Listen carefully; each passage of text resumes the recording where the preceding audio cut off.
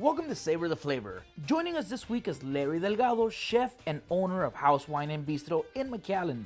Join us today as we take a trip down memory lane and revisit some of our favorite comfort foods like a so satisfying mac and cheese in a 3-cheese bechamel sauce, fresh green beans wrapped in delicious prosciutto, and a beer-battered fried fish as our main entree. So don't go away because you're about to savor the flavor.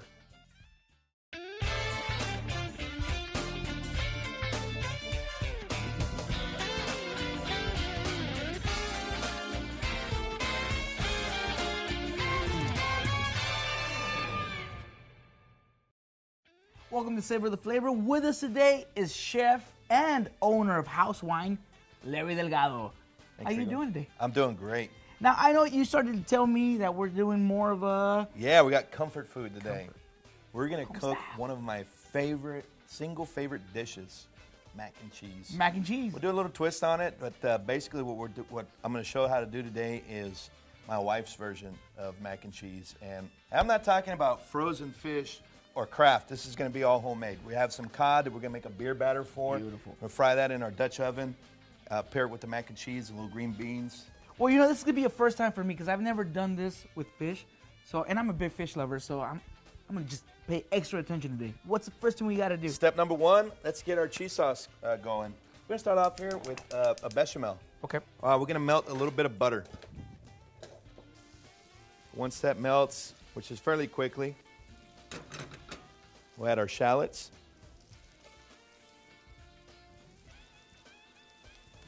A bechamel adds a different dimension to get this thing nice and thick and creamy, a creamy sauce. But milk will work just the same. We're going to add a little bit of flour. And we're not making a roux here, so our flour doesn't need to cook up real dark. So again, all we want to do is incorporate that flour. Cook it a little bit so you don't have that raw flour taste. But you don't want to cook it too much to where it starts to change color. You want it looking blonde just like that. Okay. Then we're going to take this milk that's lukewarm. What we'll do is put about half of that in there. There you go. And it's going to soak it up, right? Yeah, what this is going to do is it's going to thicken up that milk so you have a nice creamy base to work with. And this is basic bechamel. We'll bring it up to a simmer, season it, and then add our cheese. All right, so we're going to drop the heat on this, Rigo. It's already thickened up. Okay. And that didn't take long to do. Not at all. See, and that's the Nice and smooth. That's right. We're getting there. We're getting smooth. We'll season this. A little salt, some black pepper, and grate some nutmeg right in there. Mm. You don't necessarily have to use this. Yeah. I mean, if you buy a nutmeg like whole like so, it's gonna last a long time. Yeah.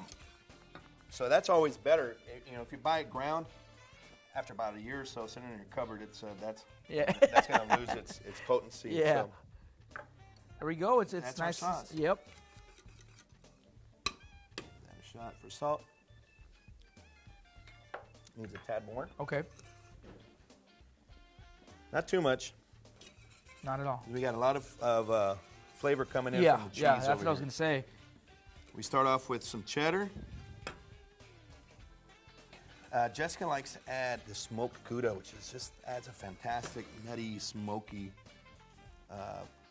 dimension to this sauce. And manchego. Manchego. Yeah, you can't go wrong with manchego. Look at that. So these cheeses are just going to be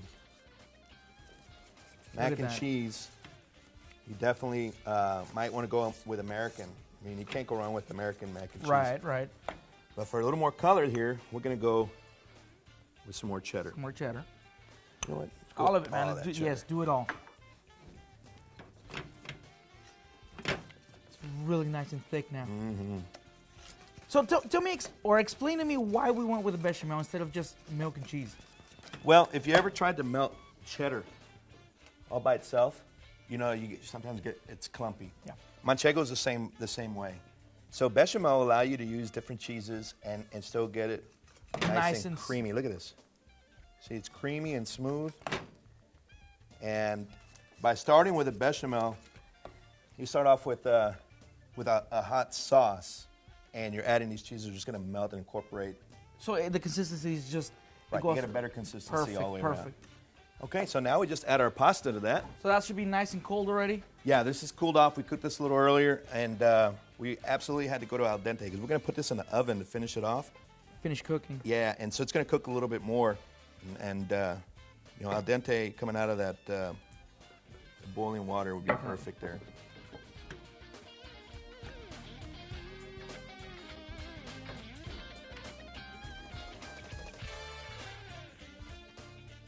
Nice and cheesy, gooey mac and cheese. I mean, this stuff stick to your ribs. And this How hot should our oven be for this?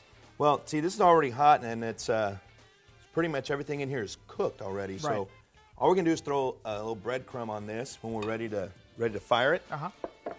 Put it in the oven at about 350 degrees just to toast a few breadcrumbs. But in the meantime, we'll put this aside and get our fish ready. All right, let's do it. So how about for now we throw it to a break? Perfect. Start getting our breadcrumbs ready, and when we come back, we'll start with our fish. Welcome back to Savor the Flavor. With us today is chef and owner of House Wine, Chef Larry Delgado. Now, what's next? Beer batter. Beer batter. Yeah, let's fry up some fish. So get our batter going. Okay.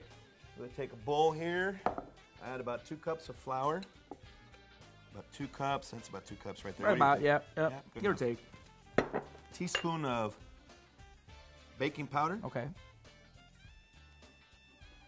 And we want to add these. If you have a sifter, you want to sift it all together first. If not, you can whisk it around. Okay. Just to mix that nice baking mix. powder in there. So what kind of beer are we using? We're using Fireman's 4 today. It's a blonde ale. And you can use just about anything. It's a carbonation, which you're looking for in the beer that's gonna help this be light and crispy. Okay. And you know, like I said a little earlier, you want a beer that you're gonna drink. Okay. Because you only need 1 beer, so you buy a 6-pack. We can drink the rest. That's right. Perfect. You got A few of these are already gone. True. That didn't work so well. Hello. Perfect. There you go. All right. So we'll open this up and Done. add it in just little by little.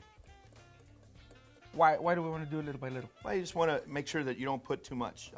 You're looking for a consistency of pancake batter. Okay. So, you know, typically about two cups of flour is good enough for 1 beer, but you never know. You just don't want to go too much too fast. Okay. I'm going to add a couple of eggs in here too.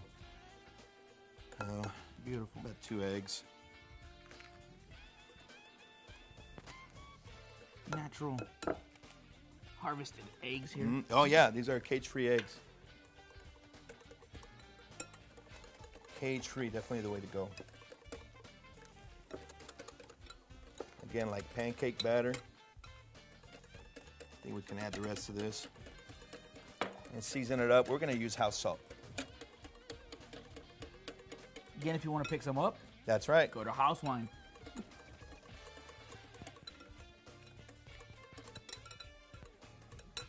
The baking powder acts as a leavening agent. So what you're looking for is this batter to rise a little bit. We're going to let this sit in the refrigerator for about 20 minutes. Okay. Now what happens is that baking powder is going to start to react, there, and yeah. it's going to make bubbles, for lack of a better definition, in the batter and make it fluffy. And then you'll have a yeasty flavor, which is what we're looking for here from the beer. From the beer. And again, you know, it really doesn't matter what kind of beer you use. But it really does. It really does. Well, yeah, you know, sure. Yeah, because we're going to drink the rest. Yeah, whatever you like. So it does matter. Good point. Okay, so we'll put this away, and we'll bring it out when we're ready to start frying. And we'll get going on our other side here. Earlier, we blanched these green beans. Uh-huh. The real simple method here. All we did was clean off the stem, boiled them for about 3 minutes, and we took them out and put them in a bowl of ice water. Once those set and cool, you'll take about 3 or 4 of these with a slice of prosciutto. And roll them up nice. just roll them up. Beautiful. Now, why do we want to put them on ice right after you put them out of the... It stops the cooking process. So if you let them just sit there and steam, they're going to continue to cook, and you run the risk of them getting just overcooking. You know, the less you cook something, the more nutrients stay in it. And although we're wrapping this with ham, it's nice to have a little crunch in your green beans. I had some other ones set up already. But the prosciutto sliced really thinly. Right. And you don't want to lose that the flavor and the texture of the prosciutto. And the longer you cook it, it's going to get toughen up. And I imagine, I mean, just the quality you get on the prosciutto is a lot. Yeah, and you don't need to season these either. It's just, the prosciutto's already very salty. I'm good with just the mac and cheese and the fish. But a good friend of mine recently wrote a cookbook. It's called Better Off Fed.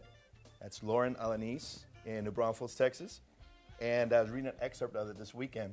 And she says, always put something green on your plate. So that's my New Year's resolution. Something green will go on my plate every day this year. So if you grab that, I'll grab this mac and cheese, and we'll put it in the oven. We've got this oven set at 350, and we want to go with the mac and cheese about 15 minutes to get a nice toast on top. We're going to do about 10 minutes on those green beans. Right about there. And we can probably go to break, come back, start frying up some fish, and plate it all together. Perfect. Don't go away. When we come back, we'll start on our tartar sauce. Yeah. And frying our fish. Welcome back to Savor the Flavor. We're about to start with our beer-battered fish and tartar sauce. Yeah. All right. So our oil's hot. Yeah, we temped it out just a second ago. It's at 375 degrees, which is right where you want it. And I'm going to let you take care of this part. Okay. Simply dip your piece of fish into the batter there. What's important to note here is that if you just drop it right into the pan, you're going to, it's going to stick to the bottom. Hold it in there, halfway in, for about 10 seconds. You can see it start puffing up down there. And then once we let that go, it'll float. You know, this is where the second activation of that baking powder takes place here. Yeah, it starts to cook. Nice. You do a few more of those. We'll do. Get the tartar sauce done. All right. It's a real simple way to make tartar sauce. We'll start off with mayonnaise. And my mom used to make tartar sauce like this. We're going to add a little bit of dill relish. That looks pretty good, huh? A little lemon juice. Now, how long do we want this fish to be in here? Till you golden brown. Golden brown. They'll be floating on top and nice and golden brown. Perfect. Gonna add house salt to this too. A little extra oregano. And I like to add malt vinegar right in there. So a little malt vinegar in that thing. I've seen this made with a little paprika, which is also nice. Look at that. How's that there? Oh, that's perfect. All right.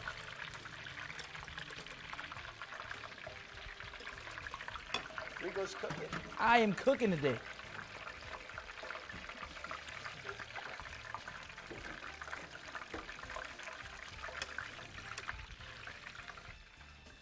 A little more salt.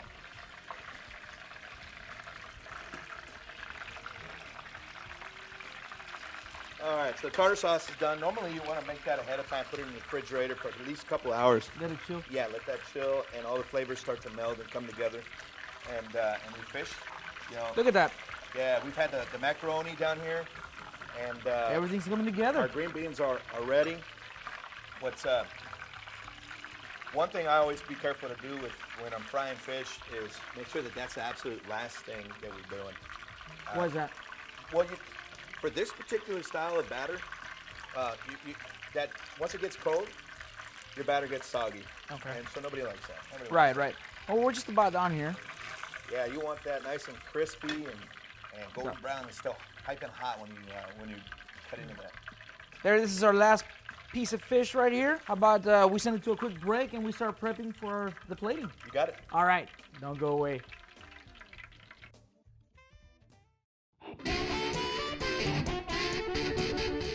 Welcome to El Divino's Tip of the Day. Today I'm going to teach you how to make our version of the Sazerac. Sazerac was America's first cocktail dating to before the pre-Civil War days.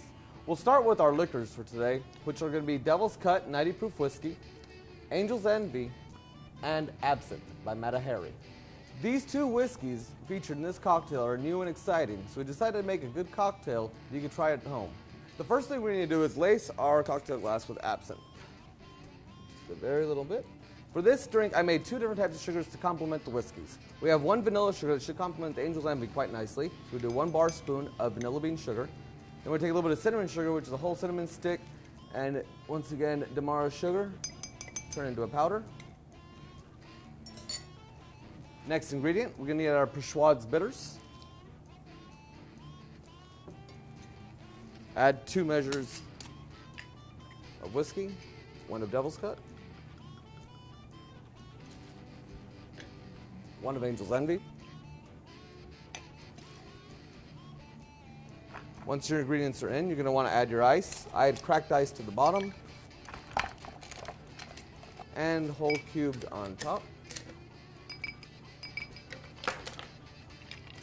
And stir. Give it about a good 30 stirs. This will introduce the water into your cocktail. Let everything settle. Take your absinthe glazed glass. Rinse.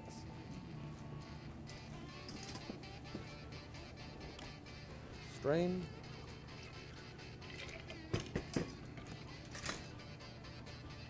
And zest.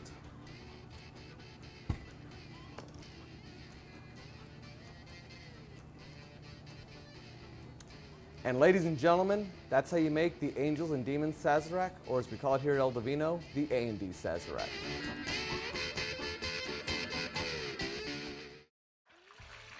And we're back to Savor the Flavor. Larry, we had to throw in a couple more just because, you know, we had some pretty ugly faces from the crew here. Yeah, that's right. We got to feed everybody. So this came together real nicely. I mean, perfect timing here. Our green beans are ready. Our mac and cheese is ready. Those look piping hot. We're ready to just plate them up. Beautiful, beautiful.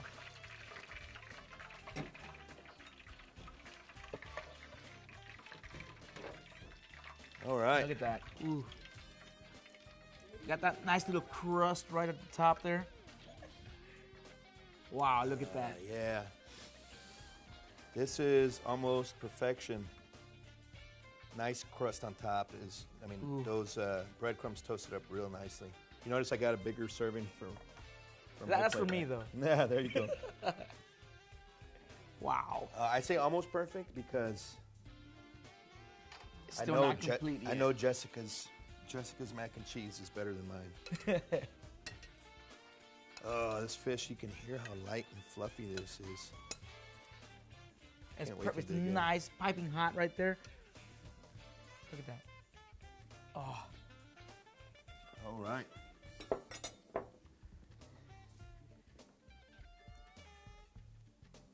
Little lemon wedge if you need it. Yes. Nothing's better with fried fish than a nice acidic Sauvignon Blanc. This nice acidic wine like this will help cut through the grease and will help cut through the oil and the batter, and it's going to pair nicely with everything. So beautiful. Look at that. Comfort food. Comfort food. Larry, this looks delicious. I can't wait to dig in. Let's not wait. Well, what do you think? You like a little tartar sauce? Yes, please. I'll put a dabble of it right there, a little dollop. I'm gonna go without it, but I mean, look at that. I mean, that's easy enough meal. You can feed the masses with this. You know, the only thing is, you've got to maintain working in batches when it comes to a pot like this. Right. That oil will start to cool off when you do a few at a time. You can bring it back to heat, so you always get a nice crispy skin. But Nice, I'm done crispy. talking. Let's get to eating. Yes. I'm gonna taste this macaroni and cheese here. Look at that.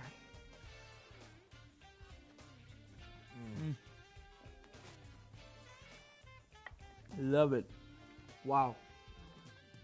And our fish here. I love the mix of cheeses that we used on the macaroni and cheese. I hate to brag, but that's excellent. Look at that.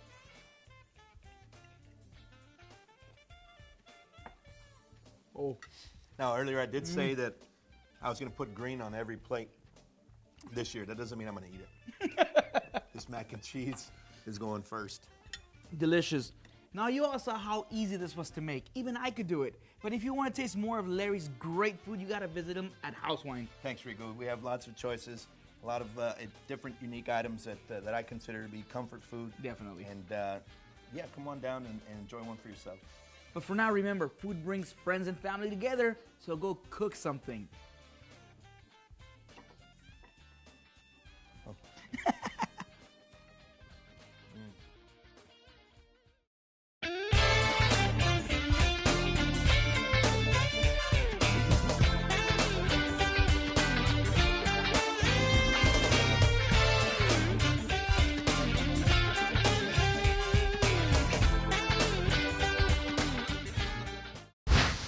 That's a wrap.